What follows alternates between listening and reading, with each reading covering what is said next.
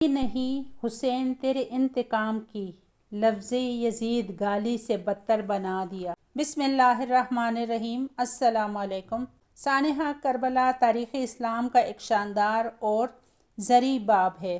یزید کی نامزدگی اسلام کے نظام شوریت کی نفی تھی، لہٰذا امام حسین علیہ السلام اور اس کے اہل خانہ اور اہل بیت نے جس طرح پامردی اور صبر سے کربلا کے میدان میں مصائب و مشکلات کو برداشت، وہ حریت، جرأت اور صبر و استقلال کی لازوال داستان ہے۔ باطل کی قوتوں کے سامنے سرنگوں نہ ہوئے۔ ان بہادر لوگوں میں حضرت امام حسین کی لاڈلی بیٹی سکینہ بھی شامل تھی۔ حضرت امام حسین نے فرمایا، سکینہ میرے نماز شب کی دعاؤں کا نتیجہ ہے، جو 20 رجب 57 ہجری میں پیدا ہوئی۔ سکینہ کے معنی ہیں قلبی اور ذہنی سکون، مگر یہ بچی سکون سے نہ رہ سکی۔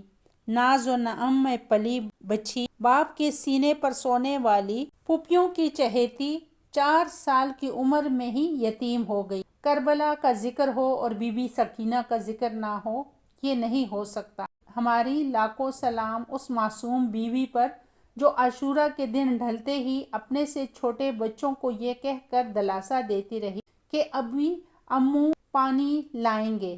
معصوم کو کیا خبر تھی کہ اس کے امو یعنی عباس علمدار رضی اللہ تعالیٰ عنہ آج نہر کے کنارے اپنے بازو کٹا آئیں گے اور شہید ہو کر آئیں گے۔ عاشورہ سے پہلے جناب عباس رضی اللہ تعالیٰ عنہ کی شہادت کے بعد حضرت سکینہ خاموش ہو گئی اور پھر موت کے وقت تک پانی نہ مانگا۔ بی بی سکینہ کی شہادت کے واقعے کی طرف بڑھنے سے پہلے اگر آپ لوگوں نے میرے چینل پروڈکٹیو مسلم کو ابھی تک لائک، شیئر اور سبسکرائب نہیں کیا تو جلدی سے کر دیں۔ 10 محرم کو یوم عاشورہ کے دن سب شہید ہو گئے۔ حضرت امام حسین کی شہادت کا وقت قریب آیا۔ امام حسین علیہ السلام نے جب بی بی سکینہ سے آخری ملاقات کی تو کربلا کی گرم ریت پر لیٹ گئے اور آخری بار بی بی سکینہ کو اپنے سینے پر لٹا دیا۔ پھر جب امام حسین علیہ السلام ذوالجناح پر سوار ہو کر مقتل کی طرف جانے لگے تو ذوالجناح آگے نہ بڑھ رہا تھا۔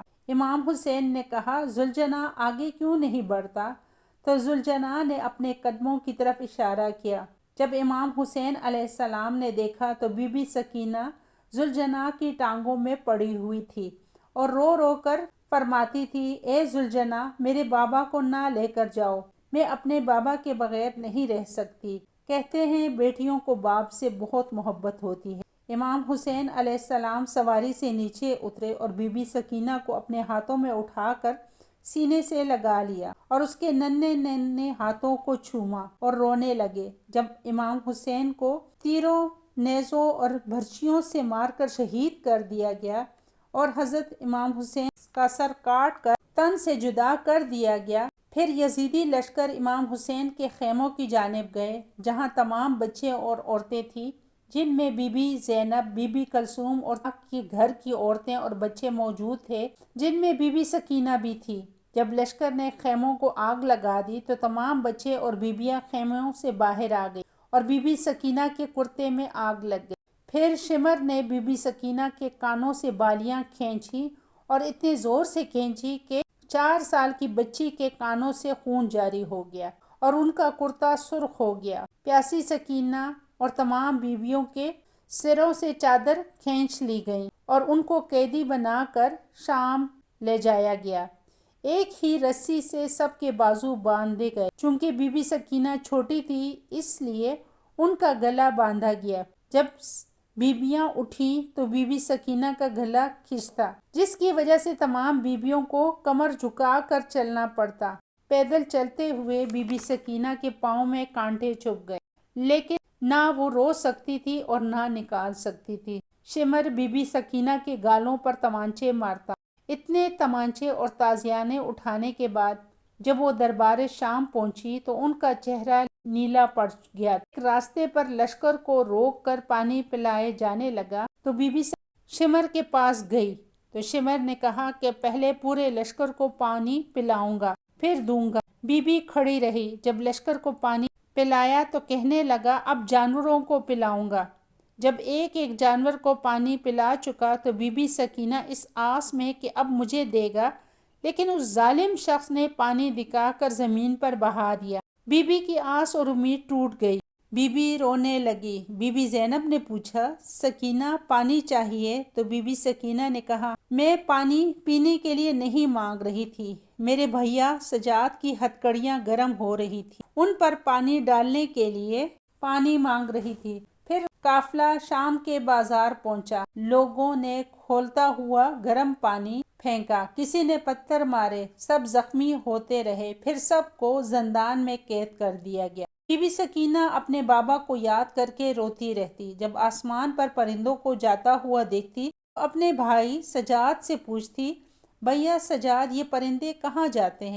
امام سجاد علیہ السلام نے جواب دیا، سکینہ یہ اپنے گھر جاتے ہیں۔ تو رو کر کہتی، بھیا ہم اپنے گھر کب جائیں گے؟ پھر ایک رات سکینہ نے اپنے بابا کو خواب میں دیکھا اور روتے ہوئے اٹھی اور کہنے لگی، بابا آئے تھے، وہ مجھے لینے آئے ہیں، اور رونے لگی۔ یزید اس کے رونے کی وجہ سے تنگ ہوتا اور کہتا، اس بچی کو چپ کراؤ یا مار دو۔ پھر جب یزید کے سپاہی قید خانے میں آئے تو امام سجاد علیہ السلام نے کہا، یہ اپنے بابا کا سر چاہتی ہے، اس کو بابا کا سر لا کر دے دو، یہ چپ ہو جائے گی۔ جب امام حسین علیہ السلام کا سر آیا تو بیمار سجاد سر لے لیا۔ تمام بیویاں احتراماً کھڑی ہو گئی۔ سکینہ نے روتے روتے اپنے بابا کے سر کو ہاتھوں میں لیا اور چومنے لگی اور اپنا سر امام حسین علیہ السلام کے سر پر رکھ دیا اور روتے ہوئے کہنے لگی، بابا آپ کی سکینہ پیاسی ہے، بہت تھک گئی ہے، بہت تمانچے کھائے ہیں، بہت تکلیف برداشت کی، بابا آپ کے بغیر سو نہ سکی، بابا میرے کانوں سے خون بہتا ہے، میں کروٹ نہیں لے سکتی، بابا نہ آپ آئے، نہ امو عباس آئے، نہ بھائی اصغر آئے، بابا ہمیں بغیر چادروں کے بازار میں گھمایا گیا، بابا اس قید خانے میں میرا دم گھٹتا ہے۔ پیاسی سکینہ روتی رہی، ہچکیوں کی آواز بتدریج کم ہوتی گئی، پھر آخر میں خاموشی چھا گئی۔